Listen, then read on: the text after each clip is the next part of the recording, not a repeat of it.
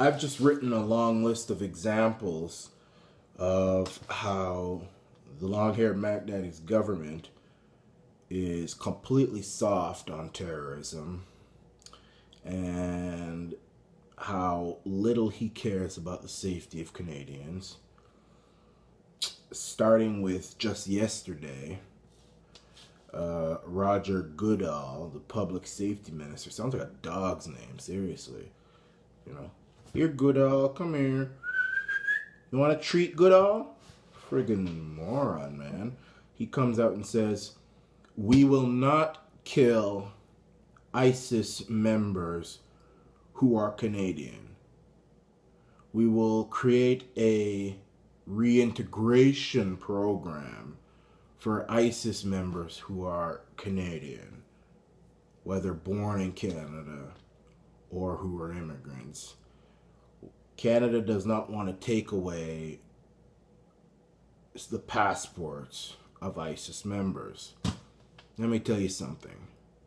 I would kill anybody who's a member of ISIS, but I would kill an ISIS member who is a Canadian quicker than some Arab in the desert. Quicker! I will wring your neck and throw it down Niagara Falls. How could you, as a Canadian who has it so good compared to other nations, decide, oh, I want to join ISIS? What the hell is wrong with you, fool? Of course, I would gladly kill a Canadian who's a member of ISIS. Gladly. Gladly. It's these young brats, whether they Arab kids, a lot of them are actually white, too. These white moron kids who think, oh, I'm going to join ISIS because I'm ignorant about the world. I don't know anything about the world. I'll bust you up so good, mash you up, trash you up, throw you down the riverbank, and leave your body for the buzzards, for crying out loud. You think I have any worth? Your life is worth anything to me? Your life is worth nothing to me if you member ISIS, especially if you come from a country where you don't need to do things like that. And then a reintegration program. So you're going to join ISIS and the government is going to kiss you on the cheek and hug you and give you a glass of milk with cookies, and every little thing is going to be all right. Will be your mama until you can feel better about this country, which they're not going to do. They're just going to endure all that mushy garbage until they have another opportunity to blow your all's ass up to kingdom come. And then Justin Longhair and macdaddy, in the beginning of his premiership, says, that, well, and does withdraw Canadian troops from the fight, the coalition of nations fight to destroy ISIS, which is the Nazism of our time. I mean, I know there's some young dude, you know, why do you want to kill brown people? Was killing Nazis about killing white people, you idiot?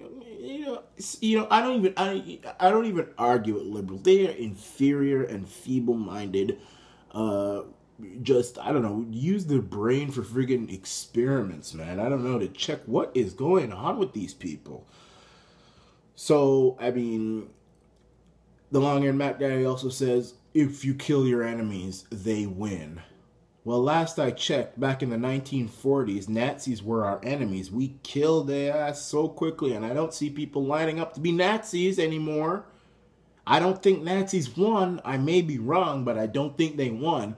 But then again, Pierre Trudeau, who's Justin's father, was a Nazi sympathizer back in those days. Instead of fighting for his country like a man, he pussied out and rode around Montreal in a motorcycle with Nazi uniforms protesting World War II. He was more sympathetic with the Nazis than with the imperialist British, just like how liberals are more sympathetic with ISIS as opposed to American imperialists or some crap like that they want to spew out.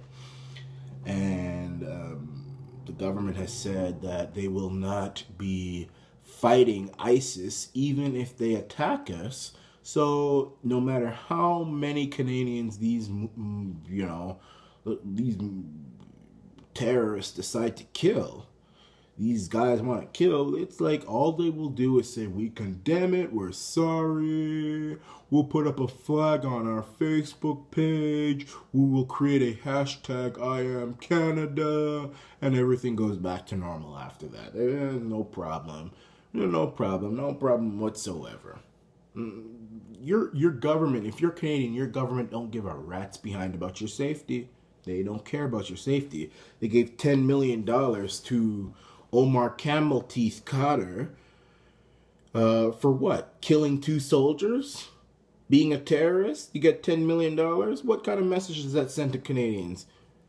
And now you see a bunch of Islamic people lining up to get money from Canada, creating bullshit excuses to get money from Canada, because they see that Canada is dishing out money to people for being terrorists and getting captured and being punished for being terrorists.